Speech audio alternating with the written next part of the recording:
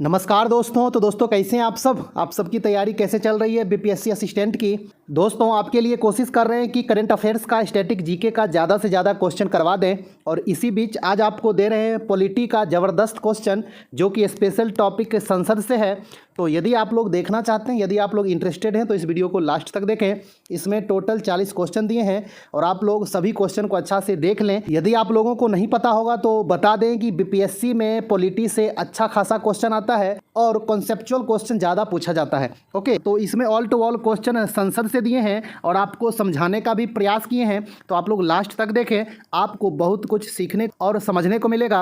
यदि आपको पहले से पता होगा तो आपका रिवीजन हो जाएगा। ओके, तो दोस्तों चलिए हम लोग ऑल टू ऑल क्वेश्चन अच्छा से देख लेते हैं। और आपको एक बात बता दें दोस्तों, इस चैनल पे जितना भी जीके जीएस करंट अफेयर्स का वीडियो है वो आप ऑल टू ऑल देख लें, आपके एग्जाम के लिए अच्छा खासा हेल्पफुल होगा। और हम ये कोशिश करेंगे आपको ज़्यादा से ज़्यादा करंट अफेयर्स का क्वेश्चन एग्जाम से पहले करवा दें। तो 2-3 दिन में 40 से 50 करंट अफेयर्स हम आपके लिए ला रहे हैं। ओके, तो दोस्तों चलिए हम लोग इस वीडियो का ऑल टू ऑल क्वेश्चन देख लेते हैं। ओके, तो दोस्तों आज हम लोग पढ़ेंगे इंपॉर्टेंट टॉपिक संसद। ओके, और इसके अंदर जो भी इंपॉर्टेंट क्वेश्चन है वो आपको बताएंगे, एमसीक्यू टाइप में करवाएंगे। और उससे पहले आप लोग समझ लीजिए कि संसद क्या होता है। भारत में जो कामकाज होता है, विधायिका होता है, कार्यपालिका होता है और न्यायपालिका होता है। ओके, कहने का मतलब ये है कि भारत का जो कानून व्यवस्था है, भारत का जो शासन प्रशासन चलता है, इसी तीनों के आधार पे चलता है। विधायिका, कार्यपालिका और न्यायपालिका के ऊपर चलता है। विधायिका का क्या काम है दोस्तों? कानून बनाना। विधायिका का काम क्या है? कानून बनाना। कार्यपालिका का क्या काम है कि विधायिका जो कानून बनाएगा इसके अनुसार काम करना, वो कार्यपालिका का काम है। और न्यायपालिका का क्या काम है कि ये कानून के अनुसार कार्यपालिका काम कर रहा है या नहीं, यही देखना न्यायपालिका का काम है। ओके, तो इसी तीनों के आधार पे भारत का कानून व्यवस्था चलता है। इसी में दोस्तों हम लोग आज पढ़ेंगे विधायिका के बारे में। पूरे देश में जो कानून लागू होता है वो संसद बनाती है। ओके, संसद का कानून देश भर में लागू होता है। इसी के ऊपर आज हम लोग पढ़ेंगे, अच्छा से समझने का प्रयास करेंगे। ओके, संसद को इंग्लिश में पार्लियामेंट कहते हैं। भारतीय संविधान के अनुच्छेद यानी कि आर्टिकल 79 में संसद की व्यवस्था की गई है। और ये संसद के अंतर्गत दोस्तों 2 सदन होती है। ओके, आपको जब पूछे संसद में, भारतीय संसद में कितने सदन होते हैं, तो राज्यसभा और लोकसभा होता है। ओके, आपसे सदन पूछे तब इसको आप लोग ध्यान में रखेंगे। आपसे हाउस पूछे यानी कि सदन पूछे कितना सदन होता है, तो 2 सदन होता है। कौन कौन? तो राज्यसभा, ये अनुच्छेद कितना है? 80, और लोकसभा अनुच्छेद 81। तो आप लोग ये तीनों अनुच्छेद को अच्छा से ध्यान में रखेंगे, एग्जाम में आता है। संसद पूछे तो अनुच्छेद 79, राज्यसभा 80, लोकसभा 81। ओके, और आपसे कहीं अब ये पूछ दे कि भारतीय संसद के कितने अंग होते हैं, इसके कितने पार्ट्स होते हैं, तो 3 पार्ट होते हैं। कौन कौन होते हैं, इसके कौन कौन अंग होते हैं? तो एक तो हो गया राज्यसभा, एक हो गया लोकसभा और एक आपका हो गया राष्ट्रपति, जो अनुच्छेद 52 में है ना। अनुच्छेद 52 में कहा गया है कि भारत का एक राष्ट्रपति होगा। ओके, संसद के अंतर्गत राष्ट्रपति क्यों आता है दोस्तों? इसलिए आता है कि संसद का काम है कानून बनाना। क्या है? कानून बनाना। और जब तक कानून पे राष्ट्रपति का हस्ताक्षर नहीं होता है, साइन नहीं होता है, तब तक कानून नहीं बनता है। इसलिए राष्ट्रपति भी संसद के अभिन्न अंग हैं। ओके, तो आप लोग अच्छा से ध्यान में रखेंगे। संसद का एक तरह से बेसिक चीज़ हुआ ये। अब आइए हम लोग इस पे एक एक करके आसान क्वेश्चन, टफ क्वेश्चन देख लेते हैं और इस पे 1 से 2 वीडियो और लाएंगे, ज़्यादा से ज़्यादा बताने का, प्रैक्टिस कराने का प्रयास करेंगे। और दोस्तों ये सभी क्वेश्चन आपका हर एक एग्जाम में काम देगा। ऐसा नहीं कि ओनली केवीएस के लिए है। आप यदि एसएससी का तैयारी कर रहे हैं, एसएससी, सीजीएल, सीएचएसएल, एमटीएस, सभी में जीके अब एक इंपॉर्टेंट पार्ट हो गया है। पीटी में भी, मेंस में भी, है ना। एसएससी एमटीएस में तो अब आपका इंग्लिश और जीके पे ही जॉब होगा, है ना। तो दोस्तों देखिए पहला क्वेश्चन क्या कर रहा है और आप लोग भी कमेंट्स करके बताइएगा कि आपको कितना सही हुआ, पहले से आपको कितना पता था। ओके, पहला क्वेश्चन क्या है दोस्तों? भारत में सरकार की संसदीय प्रणाली कहाँ से ग्रहण की गई है? यानी कि भारत का जो संसदीय शासन प्रणाली है वो कहाँ से ग्रहण किया गया है? ऑप्शन है अमेरिकी संविधान, रूसी संविधान, ब्रिटिश संविधान, अंतिम ऑप्शन है स्विस संविधान। तो दोस्तों इसका सही आंसर क्या होगा? भारत का संसदीय शासन प्रणाली कहाँ से लिया गया है? दोस्तों इसका सही आंसर होगा ये ब्रिटिश संविधान से लिया गया है। आप लोग अच्छा से ध्यान में रखिएगा कि भारत का जो संसदीय शासन प्रणाली है वो ब्रिटेन से लिया गया है, यानी कि ब्रिटिश संविधान से। ओके, चलिए अगला देखते हैं क्वेश्चन नंबर 2। क्वेश्चन नंबर 2 क्या है दोस्तों? भारतीय संसद के अपर हाउस को किस नाम से जाना जाता है? आपका ऑप्शन है senate, Rajya Sabha, house of lord, Vidhan Sabha. तो दोस्तों भारतीय संसद के अपर हाउस को किस नाम से जाना जाता है? आप लोग अपना आंसर कंफर्म कर लें। दोस्तों इसका सही आंसर होगा ऑप्शन बी, राज्यसभा को। राज्यसभा को अपर हाउस के नाम से जाना जाता है। इसको वृद्ध सभा भी कहा जाता है, इसको बुजुर्गों की सभा भी कहा जाता है, क्योंकि इसमें एजेड सांसद बैठे होते हैं। ओके, तो आप लोग अच्छा से ध्यान में रखिएगा। राज्यसभा किस अनुच्छेद के अंतर्गत है? 80 है ना, 80 आप लोग अच्छा से ध्यान में रखेंगे। चलिए अगला देखते हैं। और लोकसभा को लोअर हाउस कहा जाता है, निम्न सदन, और हिंदी में लिखेगा इसको राज्यसभा को उच्च सदन। ओके, तो आप लोग इस सभी बात को अच्छा से ध्यान में रखेंगे।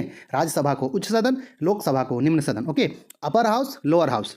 चलिए अगला देखते हैं क्वेश्चन नंबर 3 नंबर क्या है दोस्तों? भारतीय संविधान के किस अनुच्छेद में यह उल्लेख किया गया है कि लोकसभा में एक अध्यक्ष और एक उपाध्यक्ष आवश्यक रूप से होना चाहिए? संविधान के किस आर्टिकल में कहा गया है? आप लोग अपना आंसर कंफर्म करें। इसका ऑप्शन है अनुच्छेद 85, अनुच्छेद 100, अनुच्छेद 97, अनुच्छेद 93। तो दोस्तों इसका सही आंसर क्या होगा? आप लोग अपना आंसर कंफर्म कर लें।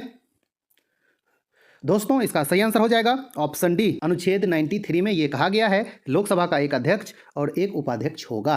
ओके, तो आप लोग अच्छा से ध्यान में रखेंगे। चलिए अगला देखते हैं क्वेश्चन नंबर 4। क्वेश्चन नंबर 4 क्या है दोस्तों? भारतीय संसद के संयुक्त सत्र की अध्यक्षता कौन करता है? तो आपका ऑप्शन है राज्यसभा का सभापति, संसद का वरिष्ठतम सदस्य, लोकसभा का अध्यक्ष, भारत का राष्ट्रपति। तो दोस्तों इसका सही आंसर क्या हो जाएगा? आप लोग अपना आंसर कंफर्म कर लें। दोस्तों इसका सही आंसर हो जाएगा ऑप्शन सी, लोकसभा का अध्यक्ष। लोकसभा का अध्यक्ष जो होते हैं वो संयुक्त सत्र की अध्यक्षता करते हैं, और ये संयुक्त सत्र उस समय बुलाया जाता है जब मान लीजिए कि कोई कानून बनाने में दोनों सदन में असहमति हो, सहमति नहीं बन रही हो। उस समय राष्ट्रपति क्या करते हैं कि संयुक्त अधिवेशन बुलाते हैं। उसमें लोकसभा राज्यसभा के दोनों सदनों के सदस्य जो होते हैं वो उसमें उपस्थित होते हैं। उसके बाद उस पर चर्चा होती है और कानून को पास कराया जाता है। ओके, तो उस संयुक्त सत्र जो होता है तो उसका अध्यक्षता कौन करता है? तो उसका अध्यक्षता लोकसभा अध्यक्ष करते हैं। किस अनुच्छेद के अंतर्गत? तो 118 के 4। ओके, आपसे अनुच्छेद पूछे कि संयुक्त सत्र की अध्यक्षता किस अनुच्छेद के अंतर्गत किया जाता है लोकसभा अध्यक्ष के द्वारा, तो 118 के 4। और कहीं आपसे ये पूछ दे संसद के संयुक्त सत्र कौन बुलाता है? तो राष्ट्रपति बुलाता है। किस अनुच्छेद के तहत? तो अनुच्छेद 108 के अंतर्गत। ओके, कोई विधेयक पर दोनों सदनों में असहमति रहे तो उस स्थिति में राष्ट्रपति संयुक्त सत्र बुलाते हैं। उसका अध्यक्षता लोकसभा अध्यक्ष यानी कि स्पीकर करते हैं। ओके, चलिए तो आप लोग इस सभी बातों को ध्यान में रखिएगा, सभी बातें इंपॉर्टेंट है। ओके, 5 नंबर क्या है दोस्तों? लोकसभा में प्रश्नों की स्वीकार्यता का फैसला कौन करता है? आपका ऑप्शन है प्रधानमंत्री, उपाध्यक्ष, अध्यक्ष, उपराष्ट्रपति। तो दोस्तों इसका सही आंसर क्या होगा? आप लोग अपना आंसर कंफर्म कर लें। दोस्तों इसका सही आंसर होगा ऑप्शन सी, अध्यक्ष। ओके, कौन सा प्रश्न स्वीकार किया जाए ये डिसीजन लेने का काम अध्यक्ष का होता है। लोकसभा में लोकसभा अध्यक्ष और राज्यसभा में राज्यसभा के सभापति जो होते हैं यानी कि उपराष्ट्रपति है ना, उनका काम होता है ये डिसीजन लेना कि कौन सा क्वेश्चन को स्वीकार किया जाए। सदस्य लोग जो प्रश्न पूछना चाहते हैं ये अध्यक्ष के ऊपर होता है लोकसभा में कौन से क्वेश्चन को, प्रश्न को स्वीकार किया जाए। ओके, तो आप लोग अच्छा से ध्यान में रखेंगे। चलिए अगला देखते हैं क्वेश्चन नंबर 6। छठा नंबर क्या है दोस्तों? भारत के नियंत्रक और महालेखा परीक्षक की रिपोर्ट की समीक्षा करने वाली संसदीय समिति है, यानी कि कौन सी समिति कैग के रिपोर्ट की भी जांच करता है, जांच कर सकता है? तो आपका ऑप्शन है आंकलन समिति, परवर समिति, लोकलेखा समिति, अंतिम ऑप्शन है इनमें से कोई नहीं। तो दोस्तों इसका सही आंसर क्या होगा? आप लोग अपना आंसर कंफर्म कर लें। दोस्तों इसका सही आंसर होगा ऑप्शन सी, लोकलेखा समिति। ओके, लोकलेखा समिति कैग के रिपोर्ट की भी जांच करती है और इसमें टोटल 22 मेंबर होते हैं, 15 लोकसभा के और 7 राज्यसभा के। आप लोग अच्छा से ध्यान में रखिएगा। और ये जो आंकलन समिति होती है इसको प्रांकलन समिति भी कहा जाता है। ओके, इसमें 30 मेंबर होते हैं और सभी के सभी लोकसभा के होते हैं। आप लोग इन सभी बातों को ध्यान में रखेंगे। ओके, चलिए अगला देखते हैं क्वेश्चन नंबर 7। 7 नंबर क्या है दोस्तों? संसद की लोक लेखा समिति का अध्यक्ष नियुक्त किया जाता है, यानी कि संसदीय समिति सब जो होती है उसके अध्यक्ष की नियुक्ति कौन करते हैं? तो आपका ऑप्शन है लोकसभा के अध्यक्ष द्वारा, भारत के प्रधानमंत्री द्वारा, भारत के राष्ट्रपति द्वारा, अंतिम ऑप्शन है राज्यसभा के अध्यक्ष द्वारा। तो दोस्तों इसका सही आंसर क्या होगा? आप लोग अपना आंसर कन्फर्म कर लें। दोस्तों इसका सही आंसर होगा ऑप्शन ए, लोकसभा के अध्यक्ष द्वारा। ओके, लोक लेखा समिति के अध्यक्ष की नियुक्ति लोकसभा के अध्यक्ष करते हैं और जो भी संसदीय समिति होती है उसके अध्यक्ष की नियुक्ति लोकसभा अध्यक्ष के द्वारा ही किया जाता है। ओके, तो आप लोग इस बात को अच्छा से ध्यान में रखेंगे। लोक लेखा समिति में कितने मेंबर होते हैं? 22। 15 लोकसभा, 7 राज्यसभा के। ओके, और लोकसभा में विपक्ष का जो नेता होता है वही लोक लेखा समिति के अध्यक्ष होते हैं। ओके, चलिए तो आप लोग अच्छा से ध्यान में रखिएगा। चलिए अगला देखते हैं क्वेश्चन नंबर 8। 8 नंबर क्या है दोस्तों, लोकसभा की सभी संसदीय समिति के अध्यक्ष को कौन नियुक्त करता है। सेम क्वेश्चन है, पहला वाला आपका ओनली लोक लेखा पूछा था और इसमें सभी संसदीय समिति पूछ दिया, तो इसका भी आंसर सेम होगा। संसदीय समितियों के अध्यक्ष की नियुक्ति भारत के लोकसभा अध्यक्ष करते हैं। ओके, तो आप लोग अच्छा से ध्यान में रखेंगे। चलिए अगला देखते हैं क्वेश्चन नंबर 9। 9 नंबर क्या है दोस्तों, राज्यसभा के सदस्यों का सेवा काल कितना होता है, यानी कि कार्यकाल कितना होता है। आपका ऑप्शन है 3 वर्ष, 4 वर्ष, 5 वर्ष, 6 वर्ष। तो दोस्तों इसका सही आंसर क्या होगा, राज्यसभा के सदस्यों का सेवा काल कितना होता है। इसका जो सही आंसर होगा ऑप्शन डी, 6 वर्ष, है ना। तो आप लोग अच्छा से ध्यान में रखेंगे। आपसे पूछेगा राज्यसभा का कार्यकाल क्या होता है, तो इसका कोई कार्यकाल नहीं होता है, यह एक अस्थायी सदन है, इसका कभी विघटन नहीं होता है राज्यसभा का। ओके, तो आप लोग इस बात को अच्छा से ध्यान में रखेंगे। चलिए अगला देखते हैं क्वेश्चन नंबर 10। 10 नंबर क्या है दोस्तों, राज्यसभा का सदस्य बनने के लिए न्यूनतम आयु क्या होनी चाहिए। तो आपका ऑप्शन है 20 वर्ष, 30 वर्ष, 22 वर्ष, 25 वर्ष। तो दोस्तों आप लोग अपना आंसर कंफर्म कर लें। तो दोस्तों इसका सही आंसर होगा ऑप्शन बी, 30 वर्ष। ओके, तो आप लोग अच्छा से ध्यान में रखेंगे। राज्यसभा सदस्य बनने के लिए न्यूनतम उम्र 30 वर्ष है और अधिकतम उम्र की कोई सीमा नहीं है। ओके, चलिए अगला देखते हैं क्वेश्चन नंबर 11। और यहीं पे आपको पूछ देता लोकसभा का सदस्य बनने का, तो 25 वर्ष। ओके, यानी कि आप 25 वर्ष में लोकसभा का मेंबर बन सकते हैं। और यदि आपको जीतने वाली पार्टी जिसको ज़्यादा सीट आएगा वो आपको अपना नेता चुन लिया, तो आप प्रधानमंत्री भी बन सकते हैं, है ना। यानी कि 25 साल में आप सीधा प्रधानमंत्री। काश ऐसा दिन आप लोगों के लिए आए। चलिए अगला देखते हैं क्वेश्चन नंबर 11। 11 नंबर क्या है दोस्तों, नागरिकता प्राप्त करने के लिए शर्तें निर्धारित करने वाला सक्षम निकाय कौन सा है। तो आपका ऑप्शन है चुनाव आयोग, राष्ट्रपति, संसद, अंतिम ऑप्शन है संसद और विधानसभाएं। तो दोस्तों इसका सही आंसर क्या होगा, आप लोग अपना आंसर कंफर्म कर लें। नागरिकता पर कानून बनाने का अधिकार संसद को होता है। ओके, तो आप लोग अच्छा से ध्यान में रखेंगे और स्पेशल आपको नागरिकता भी पूरा पढ़ा देंगे, उसमें जितना इंपॉर्टेंट बातें हैं आपको बता देंगे। उसका जो अनुच्छेद 5 से 11 तक है वो भी आपको अच्छा से पढ़ा देंगे। ओके, चलिए अगला देखते हैं क्वेश्चन नंबर 12। 12 नंबर क्या है दोस्तों, भारतीय संघ में नए राज्य की स्वीकृति कौन देता है। तो आपका ऑप्शन है राष्ट्रपति, उच्चतम न्यायालय, प्रधानमंत्री, अंतिम ऑप्शन है संसद। तो भारत में यदि कोई नया राज्य बनाना है, स्टेट या फिर कोई बाहर से नया राज्य मिलाना है, तो इसकी स्वीकृति कौन देता है। आप लोग अपना आंसर कंफर्म कर लें। तो दोस्तों इसका सही आंसर होगा ऑप्शन डी, ये काम संसद का होता है। नए राज्यों की स्वीकृति संसद के द्वारा दी जाती है। और इसका अनुच्छेद क्या है दोस्तों, जब बाहर से कोई राज्य को मिलाना हो तो अनुच्छेद 2 के अंतर्गत ये काम की जाती है। कोई राज्य को भारत में मिलाना हो तो अनुच्छेद 2 के तहत वो काम किया जाएगा। और यदि अपने भारत के अंतर्गत जो राज्य है उसको अलग अलग करने का या फिर 2 राज्यों को एक राज्य करने का, ये सभी काम अनुच्छेद 3 के अंतर्गत होता है। ओके, तो आप लोग अच्छा से ध्यान में रखेंगे। अगला देखते हैं क्वेश्चन नंबर 13। 13 नंबर क्या है दोस्तों, अखिल भारतीय सेवाओं के सृजन की शक्ति किसे प्राप्त है। तो आपका ऑप्शन है उच्चतम न्यायालय, संसद, मंत्रिपरिषद, प्रधानमंत्री। तो दोस्तों इसका सही आंसर क्या होगा, अखिल भारतीय सेवाओं के सृजन की शक्ति किसे प्राप्त है, तो ये संसद को प्राप्त है। आप लोग अच्छा से ध्यान में रखेंगे। और अखिल भारतीय सेवाओं को जो सृजन किया जाता है अनुच्छेद 312 के 1 के तहत। ओके, तो आप लोग इस बात को अच्छा से ध्यान में रखेंगे। आपसे स्पेशल सदन पूछे, इसमें ज़्यादा अधिकार किसको होता है, लोकसभा या राज्यसभा को। अखिल भारतीय सेवाओं की सृजन करने की अधिक शक्ति किसे प्राप्त है, आंसर जाएगा राज्यसभा को। ओके, तो आप लोग इस बात को ध्यान में रखेंगे अच्छा से। चलिए अगला देखते हैं क्वेश्चन नंबर 14। 14 नंबर क्या है दोस्तों, मंत्रिपरिषद सामूहिक रूप से किसके प्रति उत्तरदायी होते हैं। तो आपका ऑप्शन है राष्ट्रपति, प्रधानमंत्री, लोकसभा, अंतिम ऑप्शन है राज्यसभा। तो दोस्तों इसका सही आंसर क्या होगा, दोस्तों इसका सही आंसर होगा लोकसभा के प्रति सामूहिक रूप से उत्तरदायी होते हैं। किस अनुच्छेद के तहत, तो 75 के 3। आप लोग अच्छा से ध्यान में रखेंगे। चलिए अगला देखते हैं क्वेश्चन नंबर 15। क्वेश्चन नंबर 15 क्या है दोस्तों, सरकार के मंत्रिमंडल प्रणाली की सबसे महत्वपूर्ण विशेषता है। आपका ऑप्शन है व्यक्तिगत उत्तरदायी, सामूहिक उत्तरदायी, किसी का भी उत्तरदायित्व नहीं, अंतिम ऑप्शन है गैर उत्तरदायित्व। तो दोस्तों इसका सही आंसर क्या हो जाएगा, आप लोग अपना आंसर कंफर्म कर लें। दोस्तों इसका सही आंसर होगा ऑप्शन बी, सामूहिक उत्तरदायी। जो मंत्रिपरिषद होता है वो सामूहिक रूप से लोकसभा के प्रति जिम्मेदार होते हैं, उत्तरदायी होते हैं।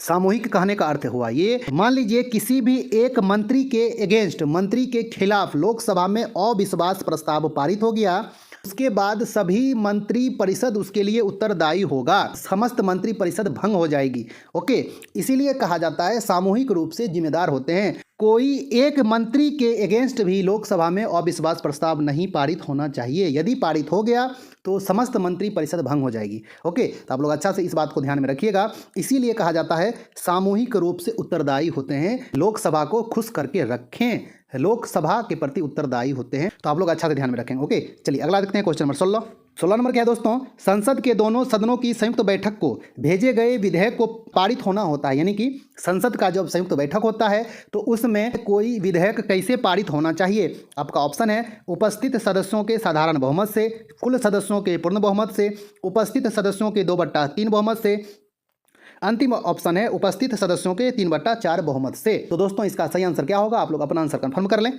जब किसी विधेयक पे असहमति बन जाती है तो राष्ट्रपति संयुक्त बैठक बुलाते हैं, है ना, अनुच्छेद 108 के तहत। तो आप लोग बताइए कि कैसे पारित होना चाहिए। तो दोस्तों इसका सही आंसर होगा ऑप्शन ए, उपस्थित सदस्यों के साधारण बहुमत से वो विधेयक पारित होना चाहिए। ओके, तो आप लोग अच्छा से ध्यान में रखेंगे। चलिए अगला देखते हैं क्वेश्चन नंबर 17 क्या है दोस्तों, संसद में शामिल हैं। आपका ऑप्शन है राष्ट्रपति, लोकसभा, राज्यसभा, लोकसभा और राज्यसभा, लोकसभा और विधानसभा, अंतिम ऑप्शन है विधानसभा, विधान परिषद और लोकसभा। तो दोस्तों आप लोग अपना आंसर कंफर्म कर लें। आपको स्टार्टिंग में ही बताए थे कि संसद में राष्ट्रपति, लोकसभा, राज्यसभा शामिल होता है।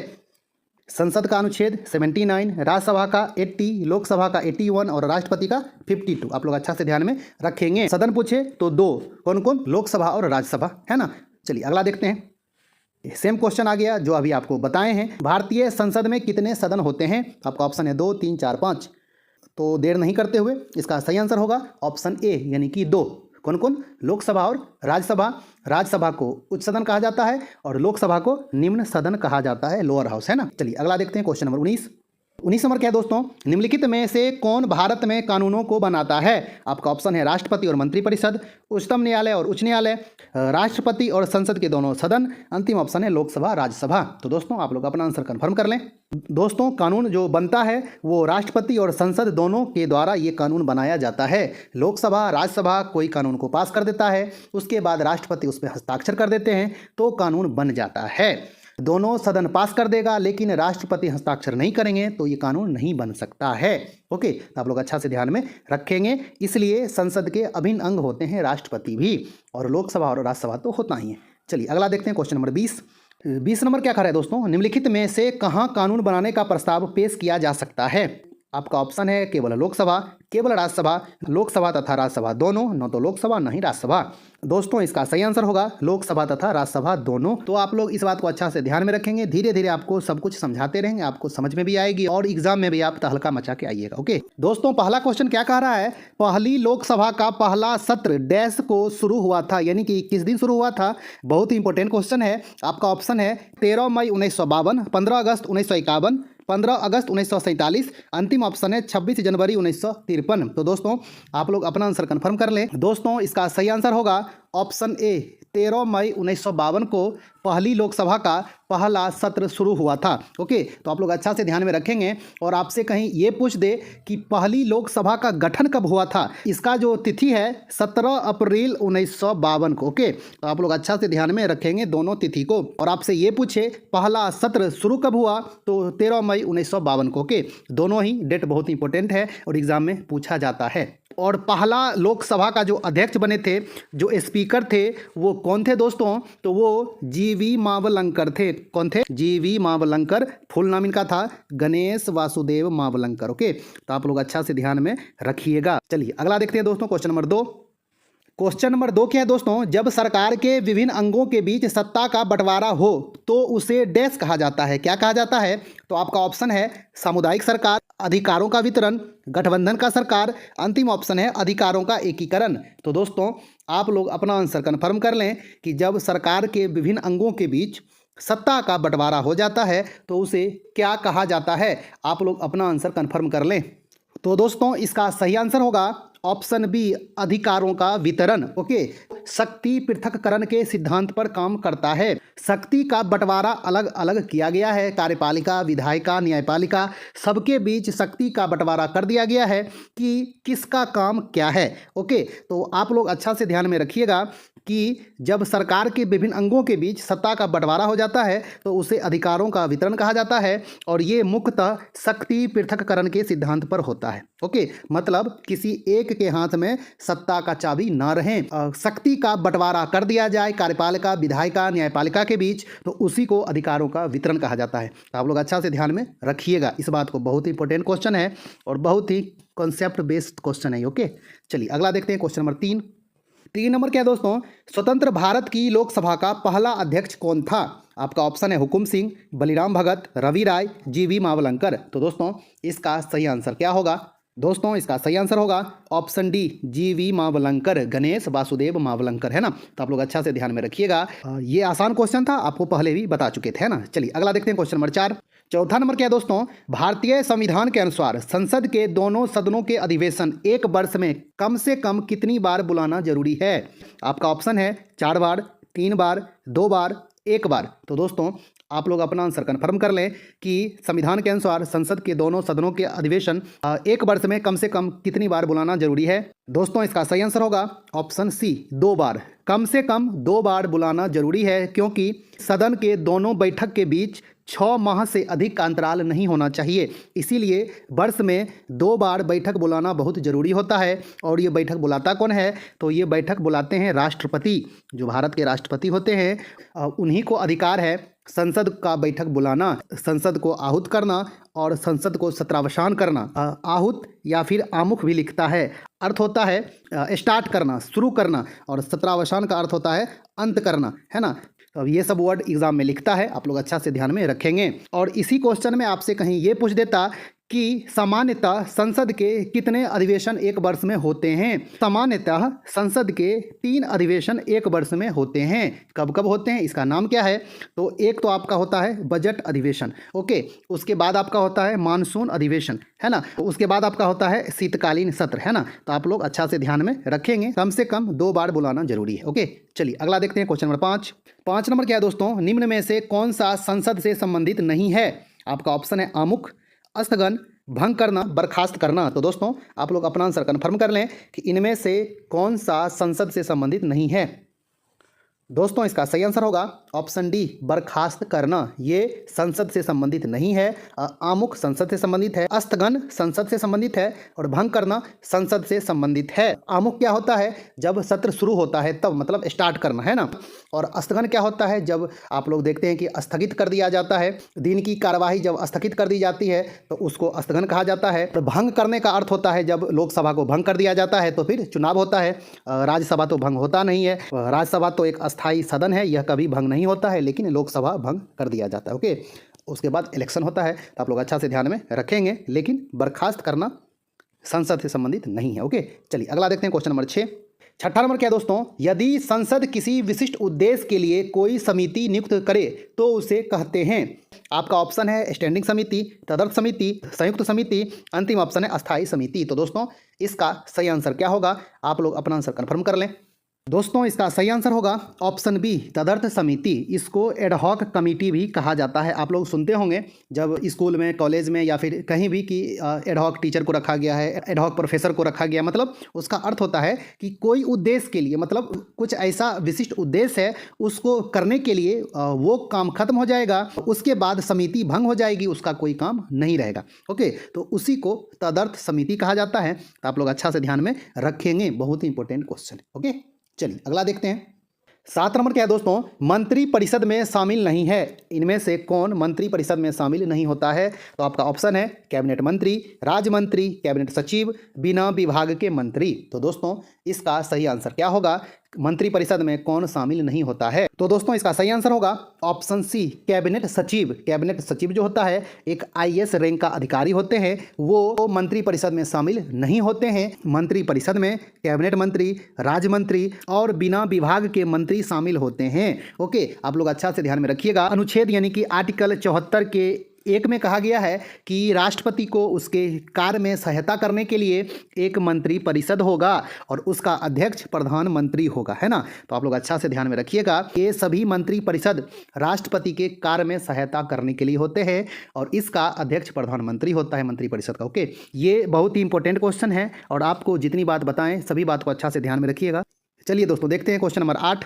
क्वेश्चन नंबर 8 क्या है? मनी बिल की परिभाषा भारतीय संविधान के किस अनुच्छेद में दी गई है? मनी बिल कहने का अर्थ हुआ धन विधेयक। ओके, तो इसका ऑप्शन क्या है दोस्तों? अनुच्छेद 33, अनुच्छेद 44, अनुच्छेद 93, अनुच्छेद 110। तो दोस्तों इसका सही आंसर क्या होगा? आप लोग अपना आंसर कन्फर्म कर लें।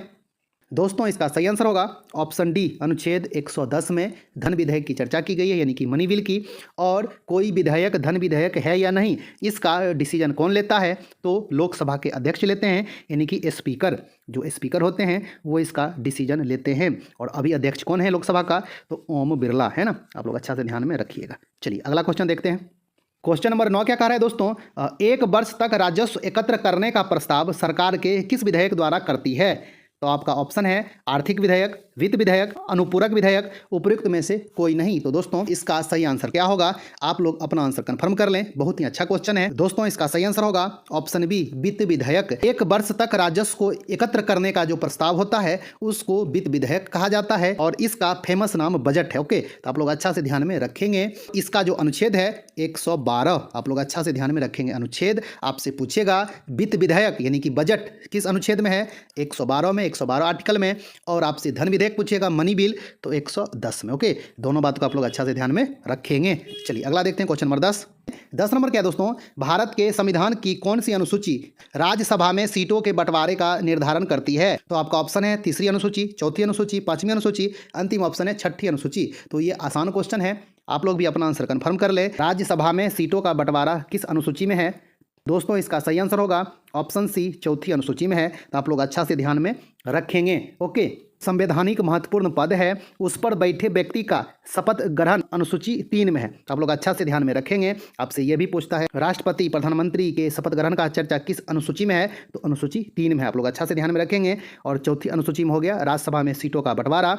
5वीं अनुसूची में क्या है? अनुसूचित क्षेत्रों और अनुसूचित जनजातियों के प्रशासन एवं नियंत्रण के बारे में उपबंध की गई है। तो आप लोग अच्छा से ध्यान में रखिएगा। आपसे ये भी क्वेश्चन पूछता है कि अनुसूचित क्षेत्रों और अनुसूचित जनजातियों के प्रशासन एवं नियंत्रण का चर्चा किस अनुसूची में किया गया है?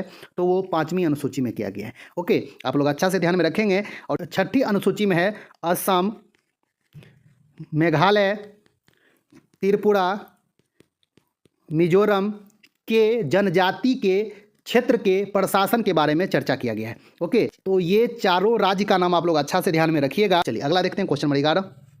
11 नंबर क्या दोस्तों? किस सदन में अध्यक्ष उस सदन का सदस्य नहीं होता है? तो आपका ऑप्शन है लोकसभा, राज्यसभा, विधानसभा, विधान परिषद। तो दोस्तों इसका सही आंसर क्या होगा?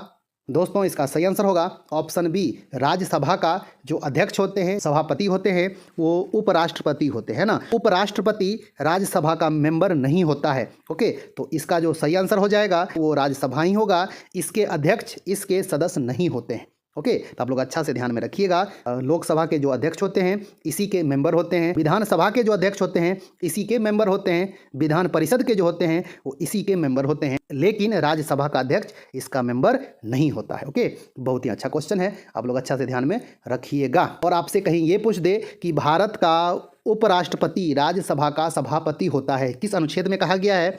89 के 1। ओके, आप लोग अच्छा से ध्यान में रखेंगे। चलिए अगला देखते हैं क्वेश्चन नंबर 12। 12 नंबर क्या है दोस्तों? राज्यसभा का सभापति कौन होता है? एकदम आसान क्वेश्चन है, आपको अभी बताए हैं। तो इसका ऑप्शन है स्पीकर, भारत के उपराष्ट्रपति, भारत के प्रधानमंत्री, इनमें से कोई नहीं। तो दोस्तों इसका सही आंसर क्या हो जाएगा? भारत के उपराष्ट्रपति। ओके, तो आप लोग अच्छा से ध्यान में रखेंगे। चलिए अगला देखते हैं क्वेश्चन नंबर 13। दोस्तों 13 नंबर क्वेश्चन क्या है? भारतीय सदन, यहाँ पे संसद होगा, भारतीय संसद की सबसे महत्वपूर्ण विशेषता है कि क्या है?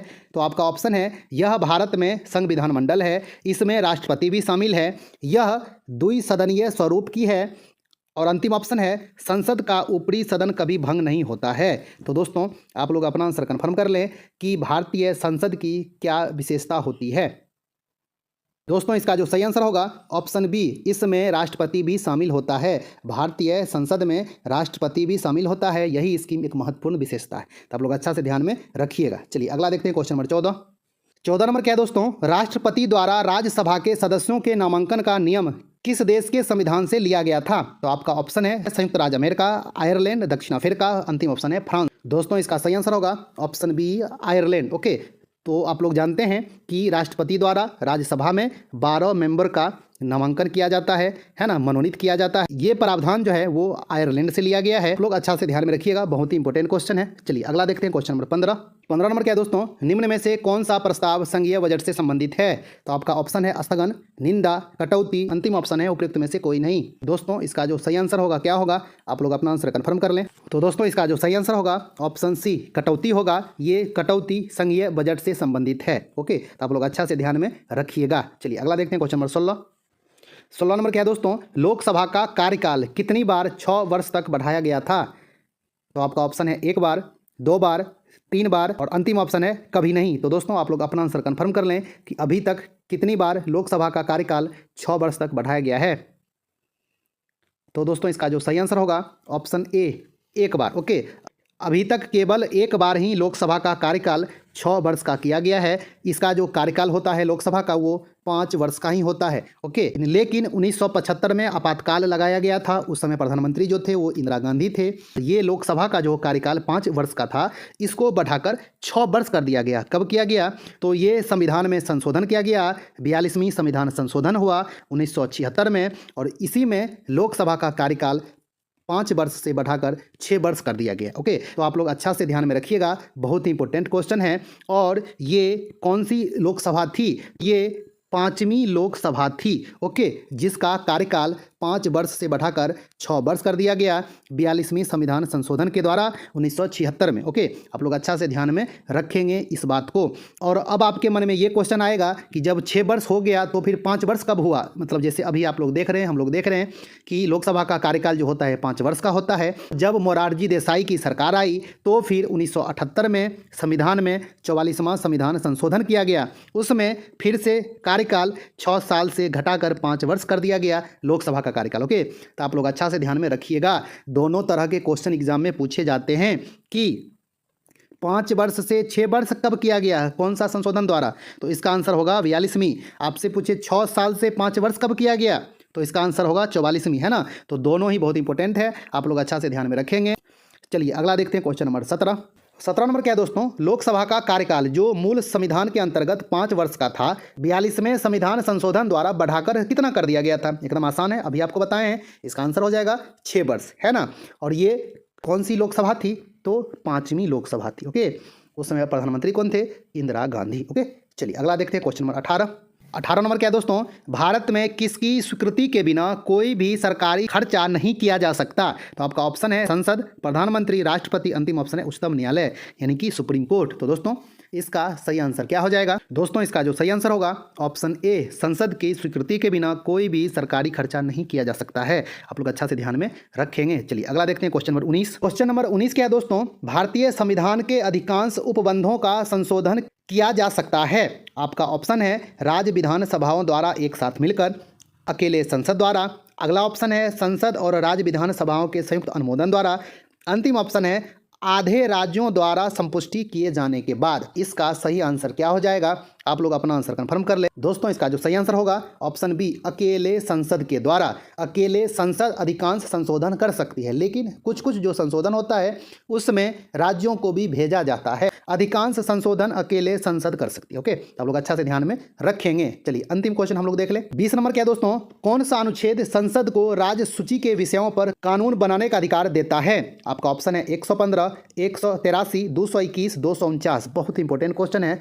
इसका जो सही आंसर हो जाएगा ऑप्शन डी, अनुच्छेद 249। बहुत इंपॉर्टेंट है और ये शक्ति राज्यसभा को दिया गया है। यदि राज्यसभा ऐसा कानून पारित कर देती है कोई विषय को कि ये राष्ट्रीय महत्व का विषय है, इस पर कानून बनाया जाए, तो संसद राज्य सूची के विषय पर भी कानून बना सकती है। आप लोग अच्छा से ध्यान में रखेंगे, क्योंकि राज्य सूची पर कानून सिर्फ राज्य बना सकता है। ओके। हाँ, इस बात को आप लोग अच्छा से ध्यान में रखेंगे और यह स्थिति मेनली जब आपातकाल लगता है उस समय यह आता है। ओके, तो आप लोग अच्छा से इस बात को ध्यान में रखेंगे। बहुत ही टॉप सब क्वेश्चन है, आप लोग ध्यान में रखेंगे, रिपीट करके देख लेंगे। आपको यदि ये क्लास अच्छा लगा होगा तो वीडियो को लाइक कर दें। आप अभी तक चैनल को सब्सक्राइब नहीं किए तो सब्सक्राइब कर लें। तो दोस्तों मिलते हैं एक अच्छा खासा न्यू वीडियो ले, तब तक के लिए धन्यवाद, नमस्कार।